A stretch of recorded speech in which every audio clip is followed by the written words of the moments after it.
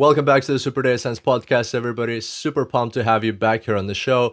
And today we've got Tony Saldanha calling in from Cincinnati. Tony, how are you going today? Very well. Great to be on the show, Carol. Fantastic. Very, very good to have you too. And I appreciate you the time. I know you're a busy man. And first of all, congratulations on your book. That's exciting. Number one on Amazon in new releases in several categories, as I understand. In Amazon's hot new release category for organizational change. Why digital transformations fail. How do you feel? Well, I have to say it's a very nice surprise. I wasn't expecting anything like that. As you know, I'm not an author by profession. I'm a practitioner, having led IT and global business services at Procter and Gamble. So this was a little bit of a dream, and you never know how it's going to work out. But fortunately, there was obviously enough there to pique the interest of people. So far, so good. It's been nice, very nice. Very, very interesting. How was the experience writing a book? Like, I've heard from many people that writing a book is actually a very challenging thing. You don't set out thinking how challenging it's going to be. Yes, that is true. I think there are some challenges that you anticipate. I mean, you're going to have to write, so many thousand words, and you're prepared for that. So that I knew was going to take enough time, and it took me about a year of basically working and writing mostly on weekends to do this. But there are other challenges that you don't anticipate, which is that the real work actually starts after you finish writing the book. The cleaning it up, getting the right references, shopping around to get a new publisher, Mhm. and then even after the book is published, all of the work that you have to do to support the book. Mhm. So those were very, very good experiences. Mm. I probably didn't anticipate about 2/3 of that work, but it was all fun. It was a good experience. That's good that you went through it. And the title is very um, intriguing. Why digital transformations fail? What prompted you to write that book? So it basically came off my own experiences. As I mentioned, I worked with Procter and Gamble for about 27 years and about 35 years in the industry. Basically running operations, IT and global business services or shared services. And GBS or global business services is basically the back office operations that most large companies have of everything from finance and HR and IT and supply chain and so on and so forth. And then you run those operations out of offshore center or outsourced, or that kind of stuff, right? So, but in the process, I mean, you get a lot of experience on transforming the business. Everything from implementing new technology or changing the way you process orders, or coming out with a platform for online selling, or in my case, when I had the opportunity of essentially integrating an entire company into Procter and Gamble in 2005, when P&G acquired the Gillette company. I was sent to Boston as interim CIO to bring in all of their systems and people into Procter and Gamble. So, these are transformations of significantly large nature. And so, what happens is, you have your own experiences on these transformations. Some of them succeed, others don't. In my case, uh, what struck me was the parallel between project management and transformation management and other industries that are more operational in nature. I have an interest in the airline industry, and so I'm very familiar with the pre-flight pilot checklist and some of the others. And it was like, well, wait a minute, in the IT industry, digital transformation is now a $2 trillion industry. Wow. And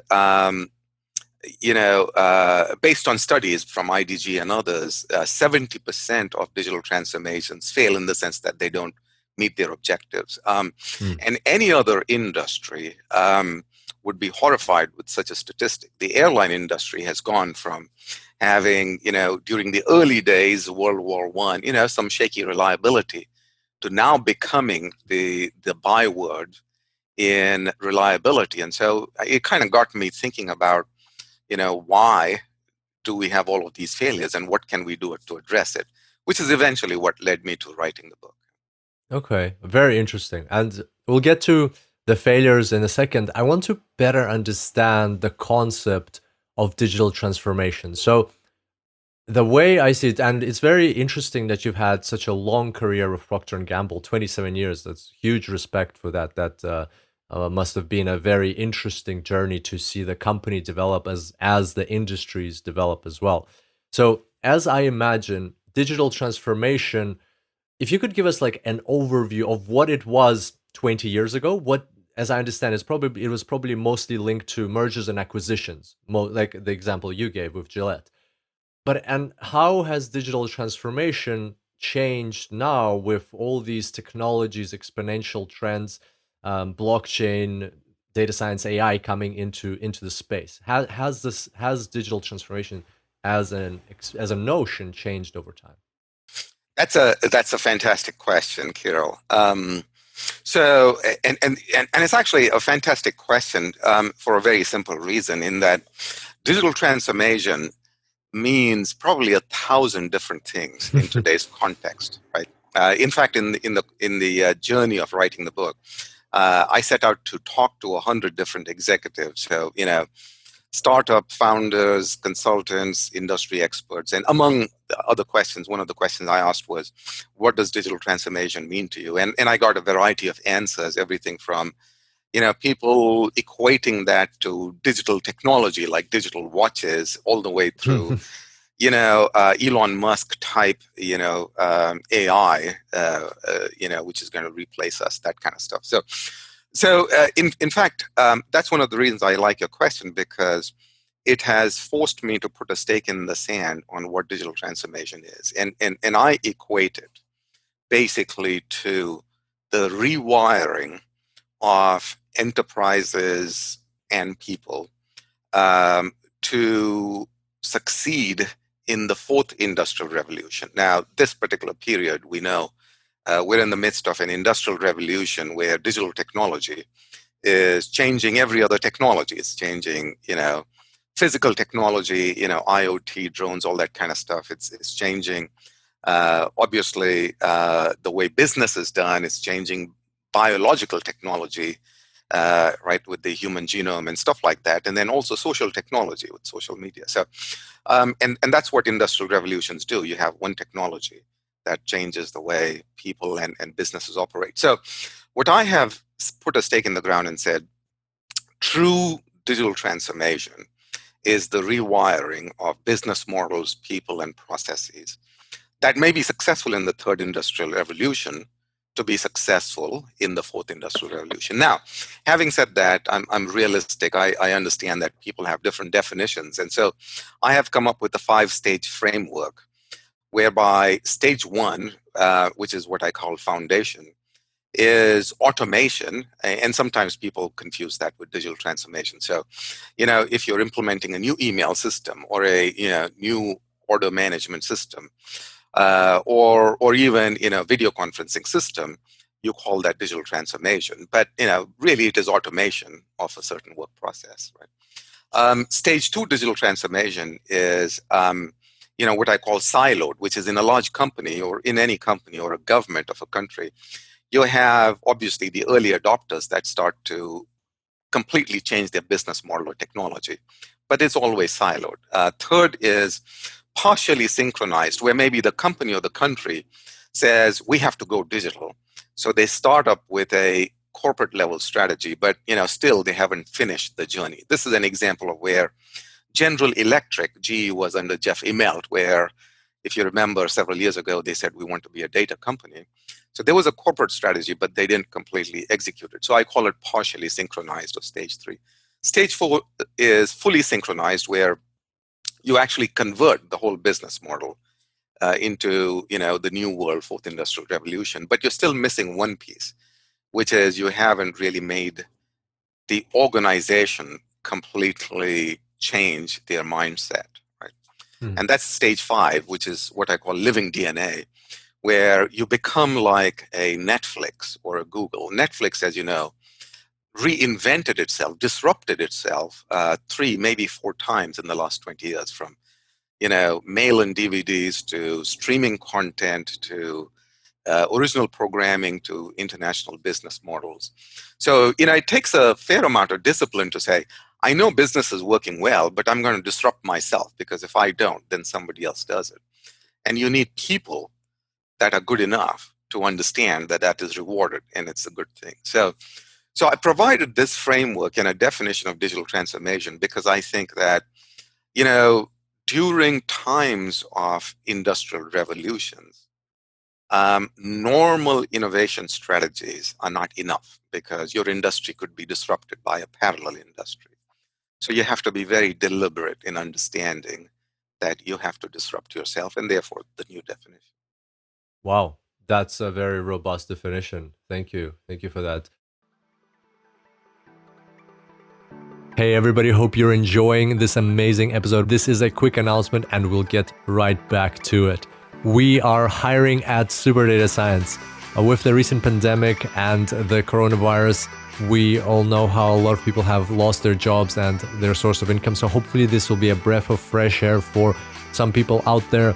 We are a 100% remote team. We all work online. We're continuing to grow, and I've literally just published 10 new positions at Super Data Science, which might be suitable to you. And even if they're not suitable to you, check them out. They're at superdatascience.com/careers. Check them out and send them to somebody you know who may have been displaced by this pandemic and all the lockdowns, who may have lost their job and source of income. You could change their life.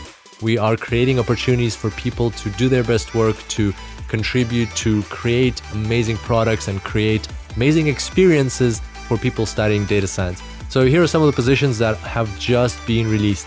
VP of Marketing, Product Designer, General Manager, VP of Sales, Junior Media Creator, Sales Representative, B2B Event Sales Representative, Event Marketer, B2B Sales Representative, and Marketing Strategist. And those are just some of the initial positions that we have available right now. More will come soon, so keep an eye out at superdatascience.com/careers. Maybe we'll even post a data scientist position in the near future. But even if none of these are relevant to you specifically, if you know somebody who's in marketing or in sales, or who's a great general manager, who's great at creating amazing products in education and learning experiences, or who's great at running events, or somebody who is amazing at creating animated videos, if you know any of these people, any people with the right talents and skills, please send them this link, superdatascience.com/careers. This could change their life or career, especially in these difficult times. Thank you very much for your help, and let's get right back to it. Just so that I make sure I'm on the same page, the 4 industrial revolutions, correct me if I'm wrong, the way I just developed my understanding by typing into Google, the first one was the industrial revolution itself. Second one was adding electric power to create mass production. The third was using electronics and information technology to automate production.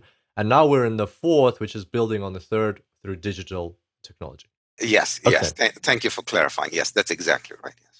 All right. And so your description of the 4 or really 5 stages of the process of a company or a nation going through digital transformation, could you give us an example, like a walkthrough example, maybe of some concrete example or case of a company taking on some digital technology, any digital technology, just so we can get a feel for how it looks when a company or a nation is in each one of these 5 stages? Sure, absolutely.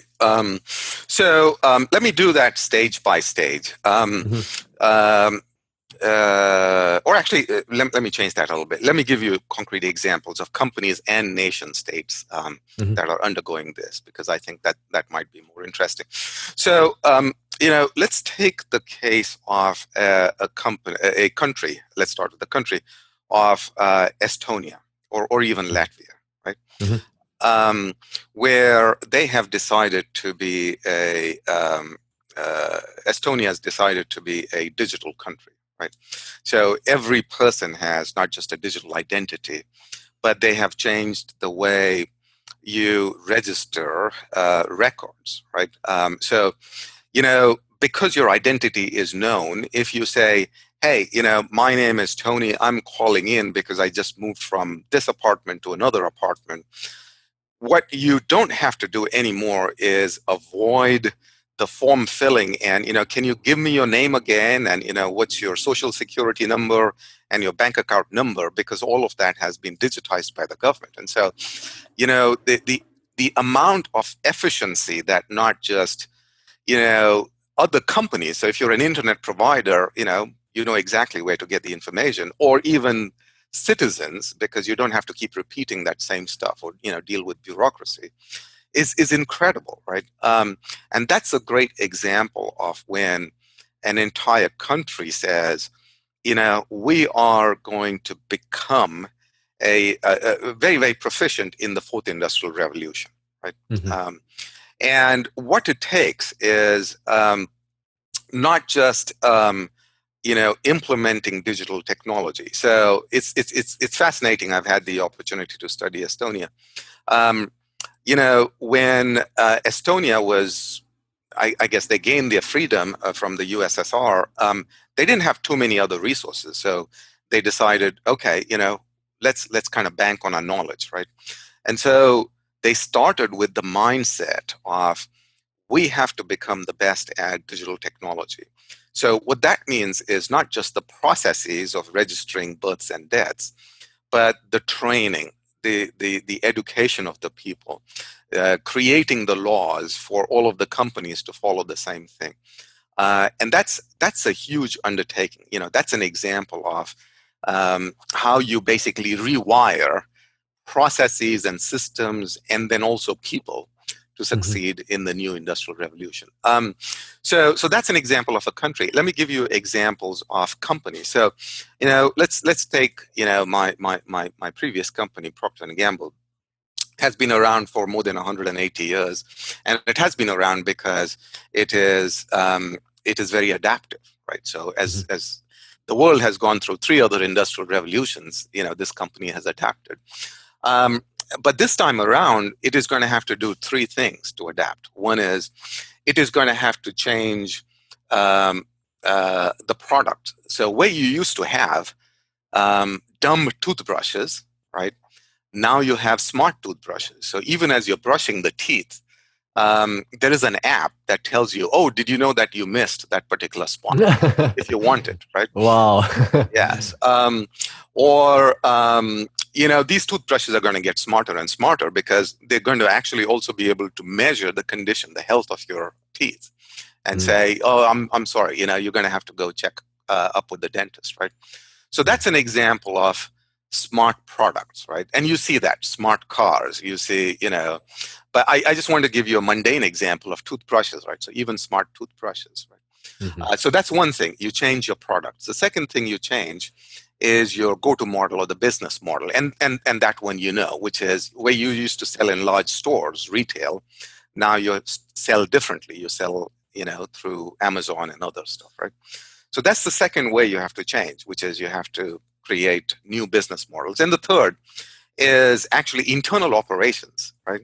So this is what most people are familiar with, which is you use IT technology to digitize stuff. So, where you used to essentially have an army of people, uh, processing forms of orders, now you basically have artificial intelligence robots that have the ability to not just take down your order, but to also make decisions like, this order is not going to get fulfilled because our manufacturing is not keeping up, and so let's offer another SKU, another product, right? And that's really a combination of you know data and analytics and new technologies like blockchain all coming together to Mhm. change processes in the company. But all three of them together, smart products, new business models, and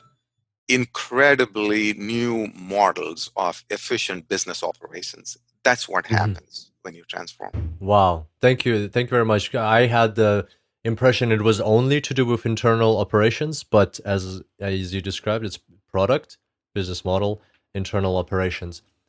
What I'm curious about is, so according to your definition, a company can change all those three things, like not overnight, maybe over the course of a month or so, develop smart products, change their business model, enhance their internal operations, but they can still be sitting at the stage one of the automation, of the digital transformation um, definition that you provided, simply because they've done all those things, but they still don't have the early adopters jumping on board. So those are kind of separate process things. What you do and actually the flow and effect of what happens inside the organization. Am I understanding this right? Yeah, you're exactly right. So in reality, stage one is more about automation, which is you're changing technologies, right? Hmm. Hmm. So I can give you an example. So, most companies have expense reports, right? So you Hmm. travel, you spend money on your corporate card, you come back home, you create a travel expense report, so on and so forth, right? Hmm. Now, that is third industrial revolution work process in today's world. And you know this because you're a master in data science. Um, there's absolutely no reason why you should still force your employees to go create expense reports because Hmm. you could manage this differently as Google and Adobe and others do, which is you have a corporate credit card, you have all of the transactions of the employees that you can get from Amex or whatever it is, right?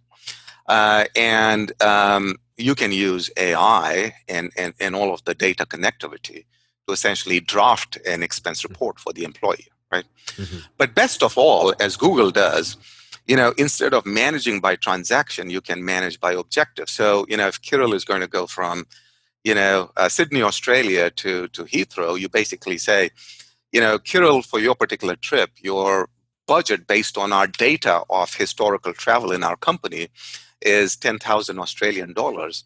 Now, you are now free. You don't have to use the corporate travel agency to book your ticket. You can book on Google. You know, uh, you're managing by dollars, and I tried that at Procter and Gamble, and we proved that if you manage by budgets rather than by transactions, people make the right decisions and they will underspend their budgets by Mm. 15 to 35%. And then you could Wow. say you can give the remaining difference to your favorite charity, or you can gain share it with the employee, or so on and so forth, right? That's an example of real transformation, not just automating your Hmm. expense report, but completely reimagining the purpose of expense reports, right? Mm. So the difference between stage one and stage two, three, and four is you start to reimagine, right? Hmm. Stage two is you reimagine in silos. Stage three is you reimagine, you know, uh, across the company, but you're not completely done yet. Stage four is you are done, but you haven't really changed the mindset of the people to be self-disruptive, and that's what stage five is. Oh, awesome. Just one more question I still have on digital transformation.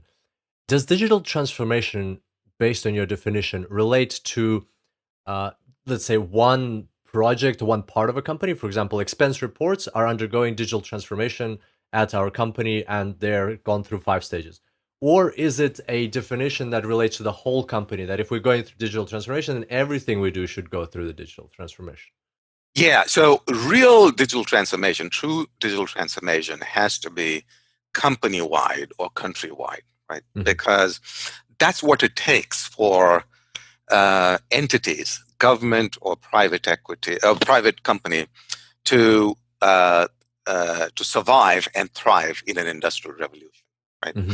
Now, of course, execution then becomes very specific. So within the company, then you have to take a work process like travel and expense report, and then you have to change it completely, right? And all of the people that go along with it, changing their mindsets, and all of the adoption. Hmm. So that's more a consequence. Hmm. Gotcha. Thank you very much. Um, well, with that kind of laid out, that foundation, I'm very excited about. I learned something really cool today. Can you tell us the title of your book? You know that why digital transformations fail, and as you mentioned, 70% of them fail. Why does that happen? What has your investigation concluded? So it's actually for two reasons. And I use the analogy, if you will humor me, of Alice in Wonderland to make this point, right? I'm sure you remember the specific part of Alice in Wonderland where Alice is, out there and ask the Cheshire Cat, which way should I go? And the Cheshire Cat says, oh, it depends on where you want to go. He says, I don't care where I go. And then the Cheshire Cat says, well, in that case, it doesn't matter which way you go, right? Um, so that is essentially a good framework for, in a funny way, thinking about what happens in most companies around digital transformation and why they fail. So the first part of why they fail is clarity in goal setting, right? So the Alice in Wonderland story, which is if you are, if you own a company and if you're not clear that real digital transformation is all the things you need to do to survive and thrive in the fourth industrial revolution. So your stock price or your continued business viability depends on it. Then you set a certain set of goals. However, if you get taken in by the sales pitch of a technology vendor who says blockchain is the new big thing or AI is the new big thing, then you set different goals and then you fail because you're going after something tactical, right? So that's the first reason, right? It's very simple definition and understanding of what digital transformation is. The second reason why digital transformations fail is execution. So most companies use the wrong execution methodology. They use project execution methodology, right? Typical IT PMI certified project management, which is I'm going to implement a completely new model of, let's say travel and expense report. So strong project management, all that kind of stuff. However, it ignores two things. One is it ignores change management. Real digital transformation is 90% organization change and 10% technology change. Right? Wow. So it ignores that methodology. And the second thing it ignores is that when you're doing disruptive innovation, you have to follow a venture capitalist-like approach of, I'm going to try 10 different ideas and 9 of them may fail, but one of them that's successful is going to be a $1 billion idea, right? And normal PMI project management doesn't allow for that type of failure, right? If it fails, it fails. But VC portfolio approaches, they allow for that. So that methodology has also got to be woven in. So just to kind of summarize, goal setting, understanding what real digital transformation is, and execution, which is not just executing the project, but then the portfolio approach and the change management approach put together. That's important. Yeah. Okay, very interesting. Thank you. So, clarity and goal setting, execution. Typical project management doesn't cut it. It ignores change management and ignores VC portfolio approaches.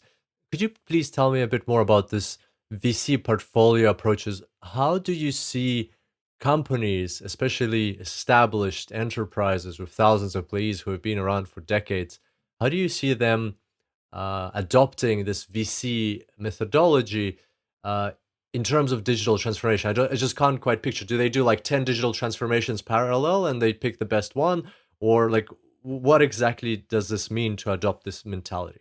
Yes. A lot of this methodology is out there, and I shamelessly stole and learned from some of the best out there. But the example, which most people are familiar with, that I can give you is Google, right? Alphabet now. Google or Alphabet has 3 parts of their strategy. They call it 70-20-10, right? Mhm. So 70% of their capacity is focused on day-to-day running, 20% is on continuous improvement, and 10% on disrupt yourself, right? Mhm. And Google X, which you're familiar with, the organization that does driverless cars, balloon internet, is a good example of that 10x VC Mhm. portfolio approach, right? So the people that do the 70%, they're running Gmail, you don't want them to experiment with crazy technology. You want them to Mhm. just continue to run it with perfection and use continuous improvement to improve it, right?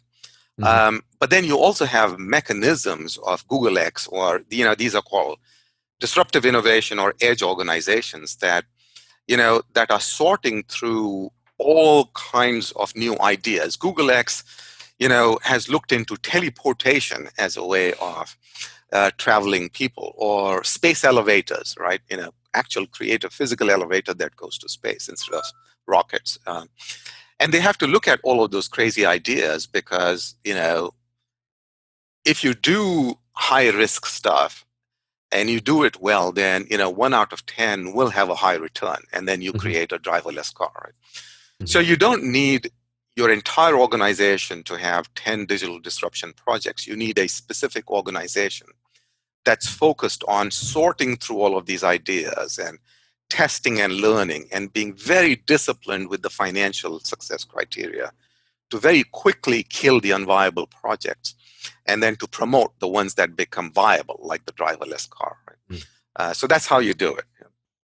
So that's like an internal, create an environment, kind of like a startup environment inside your organization that is not subject to all the bureaucracy and red tape that usually they would be, and just let them try stuff, experiment. You got it exactly. That's absolutely true. You also mentioned something very important, which is that organization cannot be subject to the usual bureaucracy because, if Google X were trying to create a driverless car and the IT organization of Google said, whoa, wait a minute, no, you have to follow information security guidelines and the standard technology of only Microsoft to do this. I mean, they would never do it, right? Yeah, So you have to give those guys freedom to go crazy. absolutely, absolutely, and yeah, it's a whole different mentality. I was actually, I remember, I might be mistaken, but I remember reading that Gmail actually came out of Google X. It was one of the products they were experimenting with. That is And now actually now true. the whole world uses Gmail, right? Yes, that is exactly true. Um, yes, I mean uh, so in Google they also have this mechanism of everybody gets 20% time to do innovation, even if you're doing operations of data center. Mhm. You're given some time as part of your employment contract to experiment with stuff, and Mhm. apparently some people started experimenting with better ways of emailing, and Gmail became an internal tool for them. And then eventually they recognized that, hey, we have a product that we could market externally. Mm. And Yeah. then you got Gmail. So Mhm. absolutely, this is these types of innovate. I mean, Alphabet or Google is just one example. I mean, I think there are so many companies all over the world that do this. The Virgin Group, is a great Mhm. example of a company that um, fosters intrapreneurship. So just like entrepreneurship, you know, getting that mindset of innovation Mhm. internally, intrapreneurship, they do a good job of that. And again, there are hundreds of companies that do that extremely well. Mhm. I think you mentioned a very important thing, that it's not just about innovating product. It might sound like space elevators, driverless cars, Gmail, and so on. They're like companies innovating product. But as you pointed out previously, digital transformation has three major components to it: changing your product, changing your business model, and changing internal operations. So, as I understand, this mentality. So, what one of the solutions that you proposed in execution, which is this mentality of venture capitalist portfolio approaches, that that can help not just with changing your product and applying digital transformation there, but it also can help with the business model and internal operations. And that's how, for instance, Gmail started. As you pointed out, it started as an internal thing. Do you have any other examples just to help like cement this point in of where this venture capitalist mentality can help or has helped organizations to undertake digital transformations in areas apart from product? Oh yeah, no, absolutely, certainly. There are several examples I could give you of internal processing. I mean, we talked a little bit about travel and expenses, but I'll give you another example that we worked on at Procter and Gamble. So you know that in supply chains, in manufacturing, transport, warehousing, that entire area, the world still uses a methodology called MRP2, right? I don't know. Sorry. Okay, yeah. So MRP2 or manufacturing resource planning or SAP and all of these companies, Okay. they provide that software. It's all about digitizing the running of the factories, the running of the warehouses, the running of and anticipating what the demand is. So forecasting how many items of toothbrushes do you need to sell and manufacture. So all of that is critical to any industry that's in the product business, right? However, what's fascinating is that that entire process was designed in the 1960s when IT technology had computing capacity constraints. So you could only run a demand forecast, and when that job was complete, then you could take that demand and translate that into manufacturing plans, and then take that output and then do logistics plan, so on and so forth, right? So these were sequential siloed approaches. But today, technology has changed, as you know very well. Mhm. You know, um, uh, LinkedIn, Amazon, others, they have almost unlimited computing power. So, if you and I basically get connected on LinkedIn, there are algorithms that can recompute what information needs to go to each of our networks independently. And you have algorithms that rank where this news should show up and stuff like that. So they're replanning Mhm. the enterprise of LinkedIn in real time, whereas Mhm. in the manufacturing world, large companies like SAP and others are still doing this in batch siloed operational processes. So that's a good example of if you're going to have to live in the fourth industrial revolution, you're going to have to get much more real time.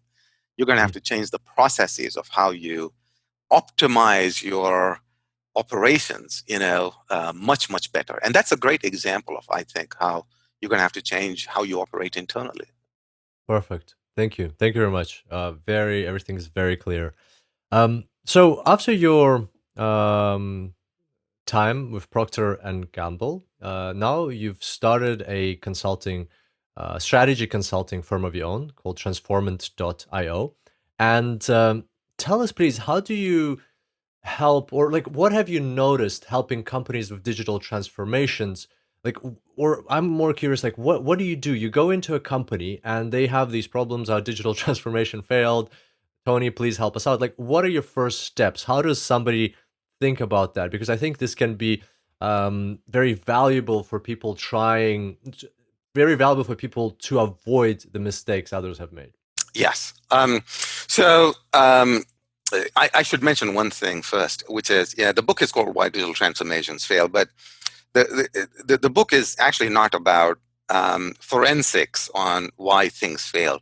It's actually more of a checklist, almost like an airplane pilot checklist on how to be successful.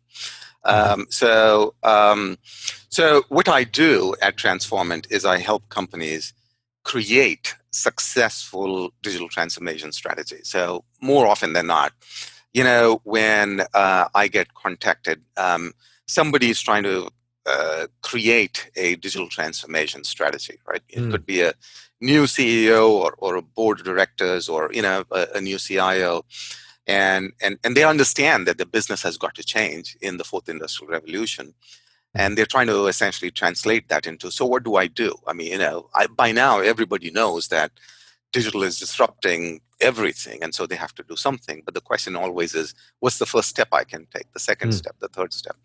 So what I go in and do is, first of all, link that into business goals and outcomes. So what I call the Wall Street metrics, which is, what is your business strategy? What do you want to do? Are you in the business of doing? And then I help them create strategies on, okay, so in order to do that, this is how you're going to have to use digital. So don't just rely on creating new digital processes, like I'm going to automate everything using SAP. But have you thought about smart products? Have you thought about completely new business models of selling? And then don't just rely on technologies for internal processes. Change the way. Question why these processes should be run the way they are, right? And so that's what the assessment and then the creation of the strategy. And then, of course, the implementation, because as I talked earlier, most of the failures happen because of execution.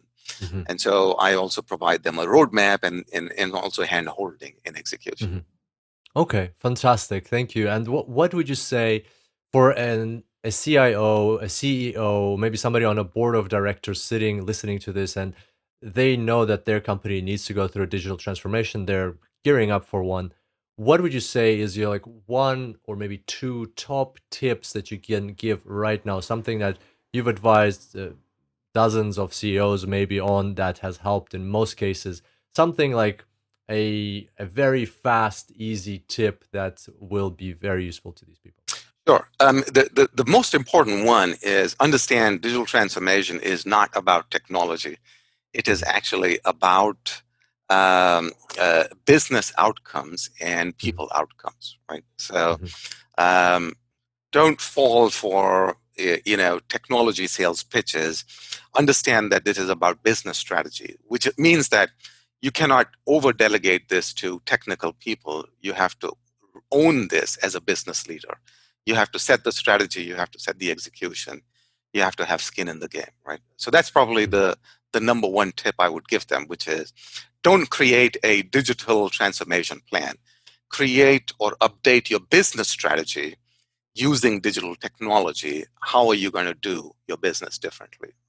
And Wow, that's just that's not a nuance. That's actually a pretty big paradigm shift for most people. that's very deep. Like I'm realizing that now that don't create. It should be a quote. Don't create a digital transformation plan. Update your business strategy and how you're going to use digital technology in it. Let's talk a bit more about change management. As you mentioned, it's 90% change management, 10% technology change.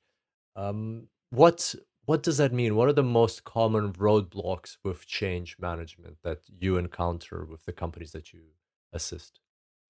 The most important roadblocks is that there are three things that companies have self-imposed constraints that get in the way of successful digital transformation. One is their current reward systems. Most companies reward their employees for stable running of operations and incremental change, improvement, Mhm, not for mhm, disruption, right? mhm, So that has to change.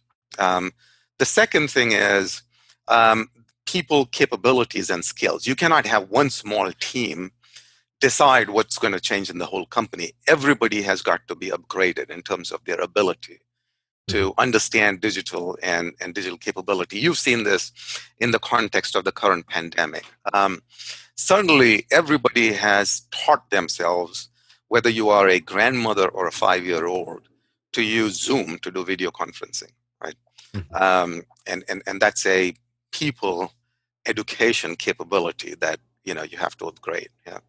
mhm, The third thing that has to change is, obviously, the actual strategy of the company. So, if you have to say, I'm no longer in the horse carriage business, I'm more in the transportation business, then your entire business strategy itself has to change.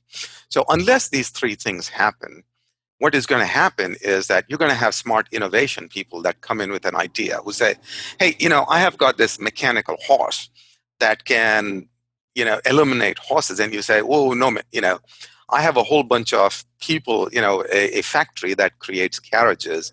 How are they going to use this steam engine? It just doesn't work, right? And mhm, so you have to reimagine. That's why I love the analogy of the Industrial Revolution. You mhm, have to, you really have to reimagine the people, the strategy, as well as the reward systems in the company. Hmm. How how significant is the psychological aspect of change? I can see how a CEO or CIO can put rewards, people education capabilities, and business strategy in place.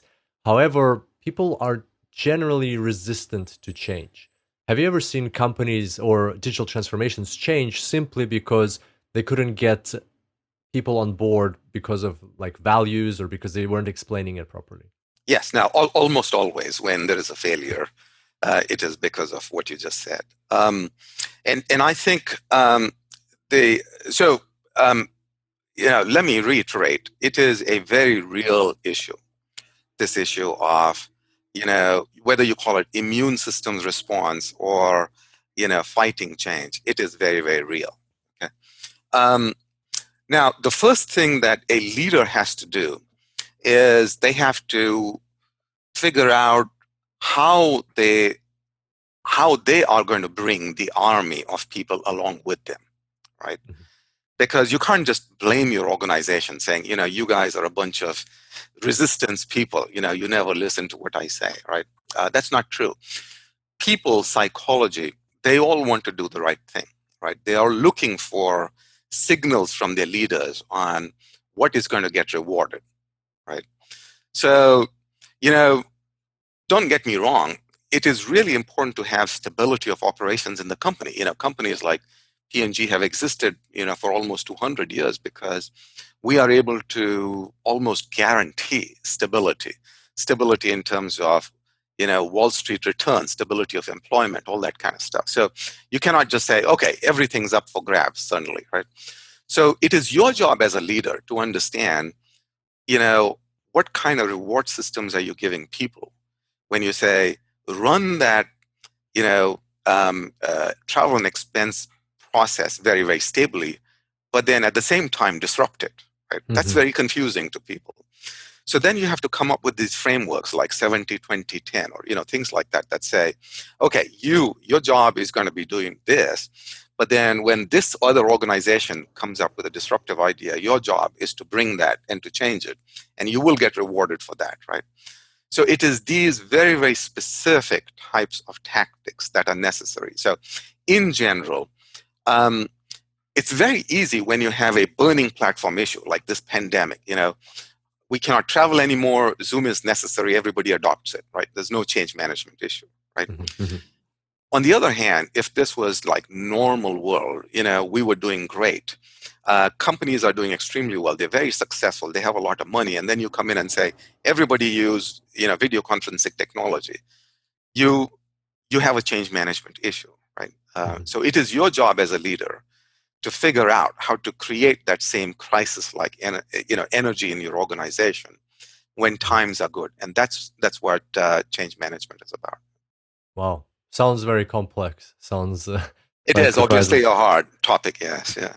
Yeah, yeah, absolutely. Okay, I have an interesting question. Several times, by the way, I loved your how you called it the immune system response. I think that's beautiful. I'm going to keep that quote for later use. Um, question: You mentioned disruption, and we've heard disruption many times, or we hear it more and more and more often. And I absolutely agree that disruption should. It's better if disruption comes from within the organization than without, because if it comes from externally, then you might be out of business. So it's important to disrupt yourself. What's the difference between disruption and digital transformation? Yeah. Um, so it's very simple. It's cause and effect, right? Disruption is basically the negative impact of digital technology. In this particular case, previously it was steam engine technology or mechanical or electricity technology. In this case, it is digital technology on your current business operations, business models, and your, learning capabilities, right? Um, Digital transformation is what you do to essentially change yourself in the face of that disruption. So it is cause and your response, right, to that. Mhm. So digital transformation is you are going to change your products or your people or your business models as a result of that transformation. So if you were in the retail industry and you see a lot of retailers failing because of digital technology, that's digital disruption. But when you have a retailer say, I am therefore now going to come up with completely new business models where, I have a physical store, but you can order online and I will come to the parking lot and put the products in your car. Mhm. That's transformation to fight the disruption. Mhm. Fantastic. I understand. It's all coming together in my mind. So, an organization creates internal entrepreneurs and internal environment to experiment. That results in different projects. Many of them fail. One or so succeed. That causes disruption, and that's kind of like the kickstart to your 4 or really 5 stages of digital transformation. So once a disruption happens, whether internally or externally, you need to pick up on it and then go through automation, the silos, partially synchronized, fully synchronized, and living DNA. So the disruption is like the spark in the engine. That's a great summary, Kirill. Thank you. Have a great teacher today. No, that's Awesome. absolutely right. Yes, that's true. Thank you, Tony. Tony, that slowly brings us to the end of our podcast. It's been a fantastic conversation. I wanted to wrap up. I would like to get your perspective on the future. With so much experience, with your background and in leading in Procter and Gamble and all the digital transformations, and also with the work that you're doing with Transformant.io right now. What do you think the future looks like in the next, let's say, 5 or maybe even 10 years? Can you make any predictions? How will the future of this fourth industrial revolution, what will it take us to? Yes. First and foremost, and I think most urgently, the nature of industrial revolutions is that they are irreversible. So we're in the midst of an industrial revolution. It will continue, right? So what it's going to mean is that, more and more companies are going to rely on digital transformation as a way for them to be more productive and to survive the industrial revolution. Whether by the way, it's not just companies, as I said, governments as well, and even individuals in terms of our learning, right? We're going to get much more digitally literate, as it's called, right? So that is only. I mean, every industry today is under the threat of digital disruption, and that will continue. However, secondly, and most urgently and importantly, what COVID-19 has done is that it has essentially accelerated that journey, right? So there are many companies that were already shaky in their foundation. And now those companies suddenly find that they are going out of business, right? Either because they were too reliant on physical models, not digital models. And now that people can't operate the same way, they're starting to break apart, right? So when Satya Nadella, the CEO of Microsoft, said, many of my clients have seen 2 years of digital transformation done in 2 months, that's absolutely true. So you're going to actually see the acceleration of digital transformation. You're going to see companies that were structurally weak start to fail faster than they thought they would as a result of the pandemic. You're going to see much less money available for CIOs to do this transformation because companies have less money. So they're going to have to get more creative with the money that they have to do faster digital transformation with less money. Right? But again, that's the nature of change management. Stuff happens around you. You use creativity and common sense to do things better, faster, cheaper. So we're going to see that in the next, I would say 2 to 3 years, of course, and then by 5 years, you would have seen some pretty dramatic changes in the landscape of entire industries, the financial industry, obviously banking, media has already been transformed in a dramatic way. You're going to see many more industries undergo that. Wow. Thank you very much, Tony, for that short term, long term, or midterm, long term outlook. Very interesting, and especially how the current situation is impacting it. Um, on that note, Tony, thank you so much for coming. Before I let you go, I'd love to ask you, where can our listeners get in touch with you, follow you, ask any questions, what are some of the best places to find you online? Sure, thank you. So the website is transformant.io, or you can also type in www.tonysaldana.com, and that'll take you to the same link. The book is called Why Digital Transformations Fail. It's available online on Amazon and every other retailer in the world. So that's also a good lead. But please continue to use the change that we see around us as an opportunity, because every change is an issue, but every change is also a positive opportunity, and it's up to us to grab a hold of that opportunity. Fantastic. Thank you so much, Tony. It's been a pleasure having you on this show. Oh, my pleasure entirely, Kirill. Thank you.